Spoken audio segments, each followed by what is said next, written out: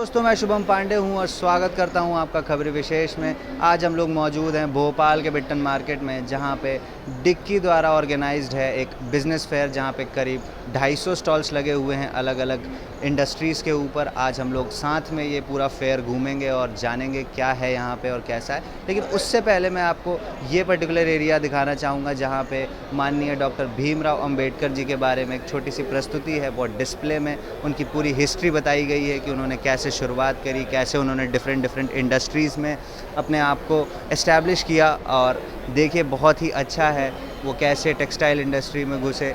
But चलिए अपन देखते हैं मेला।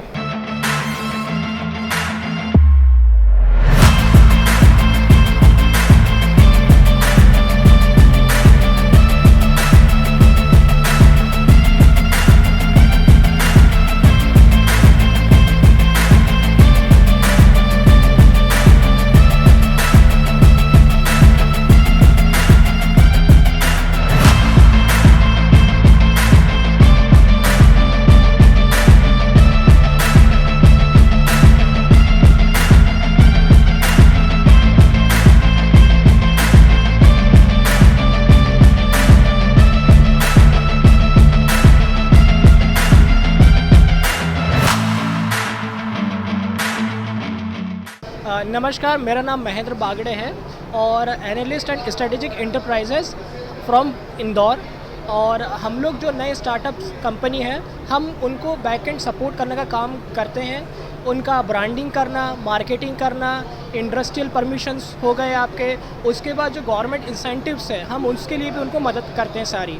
अब इसमें हमारे पास कोई अगर स्टार्टअप आता है तो उनको हम प्रोजेक्ट भी बताते हैं कि आप ये प्रोजेक्ट वायबल है कि नहीं है। हम उसको पूरा बिजनेस एनालिस्ट करके बताते हैं। ये हम अपनी तरफ से सर्विसेज देते हैं। तो सर, क्या इस सर्विस के लिए अपने पास कुछ एक्सपर्ट्स मौजूद हैं जो ऑलरेडी कुछ कर चुके हैं स्टार्टअप कल्चर में, या फिर कोई बिज़नेस ग्रो कर चुके हैं, तभी तो अपन स्ट्रैटेजीज़ दे के उनको ग्रो करवाने में सक्षम हैं? जी, हमारे पास एक्सपर्ट्स भी हैं। हमारे पास सीए हैं और उसके बाद स्वयं मैं हूँ। मुझे 7 साल का अनुभव है बैंकिंग सेक्टर में।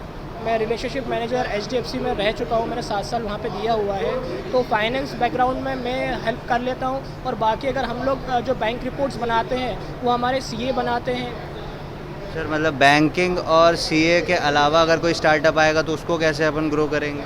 जी, हम लोग यहाँ पे मैन्युफैक्चरिंग और सर्विसेज के लिए भी यहाँ पे हम आपको फैसिलिटेट करते हैं यहाँ पे। और हमारे पास इनके भी एक्सपर्ट्स हैं हमारे पास। कौन है वो? नरेश मुंद्रे जी हैं, वो इंदौर से। उनका इसमें एक्सपर्टीज़ है, उनका 20 इयर्स का एक्सपीरियंस है। सर बताइए, वो टाटा प्ले में क्या एपिसोड कहाँ आता है? सर, ये टाटा प्ले पे चैनल नंबर 510 पे हर घर स्टार्टअप नाम का एक चैनल है जो डेडिकेटेड है एंटरप्रेन्योर्स के लिए और स्टार्टअप के लिए। हर कोई जो भी अपना प्रोडक्ट या सर्विसेज उसका एडवर्टाइजमेंट उस पर कर सकता है। अगर वो चाहता है कि उसके सक्सेस स्टोरी या डॉक्यूमेंट्री अगर ब्रॉडकास्ट होनी है तो वो भी हो सकती है, 20 मिनट से लेकर 40 मिनट तक की। और नॉर्मली हम लोग भी उसको पूरी तरह से कंटेंट से लेके वीडियो शूटिंग के लिए और पूरा जो बेस है वो हम प्रोवाइड कराते हैं और उसको नेशनल लेवल पे टाटा प्ले पे हम ब्रॉडकास्ट करते हैं। कोई भी व्यक्ति उस चीज़ को हमारे थ्रू अपने प्रोडक्ट को एक स्मॉल प्लेस से नेशनल लेवल पे ले जा सकता है। उसके अलावा हम लोग गवर्नमेंट के साथ भी काम कर रहे हैं। 1999 से IIT काम कर रहा है। NSIC के साथ लखनऊ में एक इंक्यूबेशन सेंटर चलाता है और उसके अलावा KVIC के साथ राजघाट गांधी दर्शन पर एक बड़ा इंक्यूबेशन सेंटर चलाता है ministry of MSME government of India के साथ। हमारे पास MSME की जितने भी अप्रूव्ड सेक्टर्स हैं उस पर सारे एक्सपर्ट हैं। Detail project report, marketing strategy, vendors, वो सारा हम इन हाउस एक सिंगल विंडो सिस्टम के तहत प्रोवाइड करवाते हैं। सर, अभी अपने क्लाइंट्स कौन कौन हैं? अभी हमारे जो क्लाइंट्स हैं, जैसे गोल्डी मसाले का अभी हम लोग वहाँ पर वो कर रहे हैं ब्रॉडकास्ट, ये पहला वो है। उसके अलावा बहुत सारे छोटे छोटे हैं जो कि नॉर्मली NCR और दिल्ली के हैं। MP में हम लोगों ने अभी रिसेंटली ही स्टार्ट किया है। IIT की जो प्रेजेंस है भोपाल और मध्य प्रदेश में अभी पिछले 4 महीने से ही है। तो धीरे धीरे हम बेबी स्टेप लेके उस चीज़ को आगे लोगों तक पहुंचा रहे हैं और उसके लिए हमने यही प्लेटफॉर्म चूज़ किए हैं।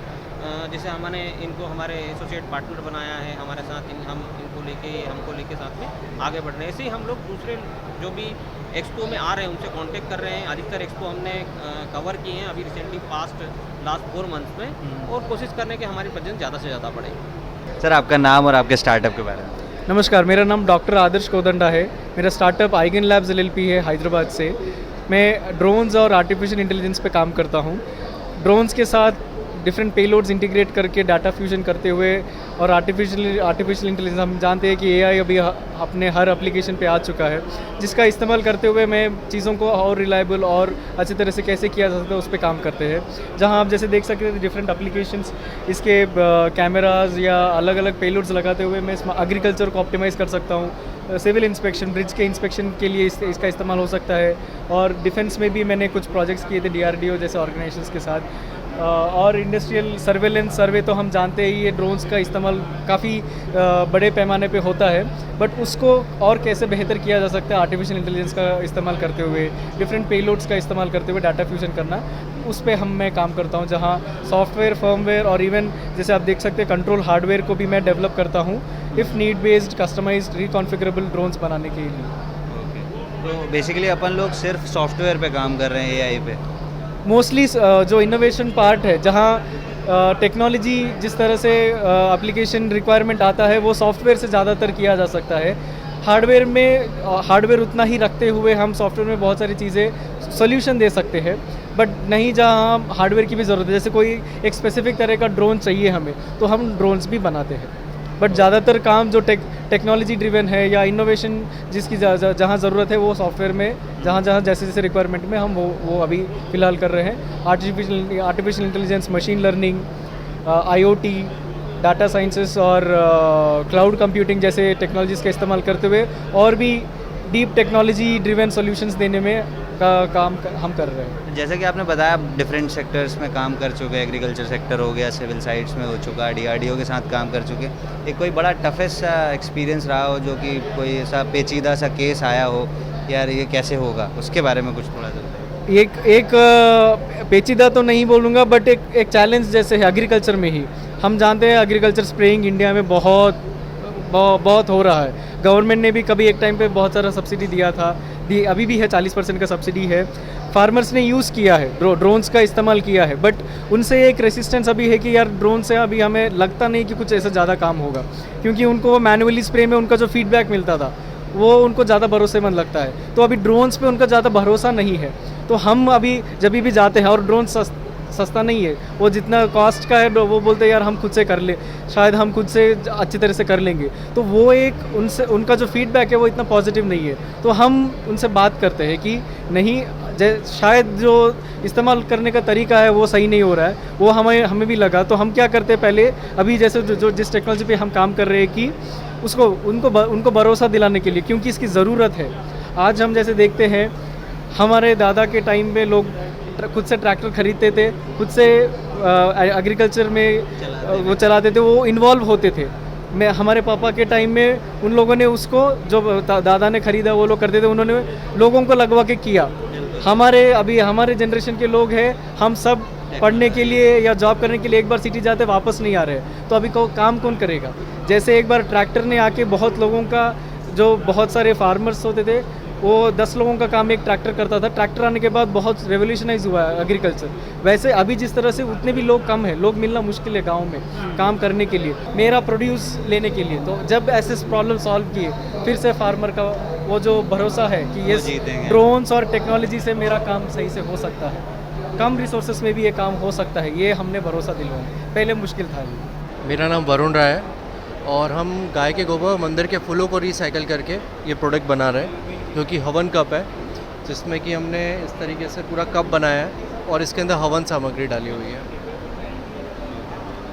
क्या और इसके बारे में ख़ास बात है? इसमें यही खास है कि पहले क्या होता था, पुराने ज़माने में कंडा लेकर के आप कपूर के साथ इतनी मेहनत करते थे, तब जा कर के एक बार वो होता था। हमने इसको एक कन्वर्ट करके एक कप में कन्वर्ट कर दिया है, जिसको आपको लाइटली माचिस से आप साइड से जलाते हैं तो इस तरीके से पूरा बर्न हो जाएगा कंप्लीट। ओके, तो सेलिंग कैसी है, इसका बिजनेस कैसा चल रहा है? अभी माउथ पब्लिसिटी पे है और धीरे धीरे प्रमोशन जैसे जैसे चल रहा है। कितना टाइम हो गया सर आपको स्टार्ट? अभी 2 साल कहाँ से हैं बेसिकली? भोपाल।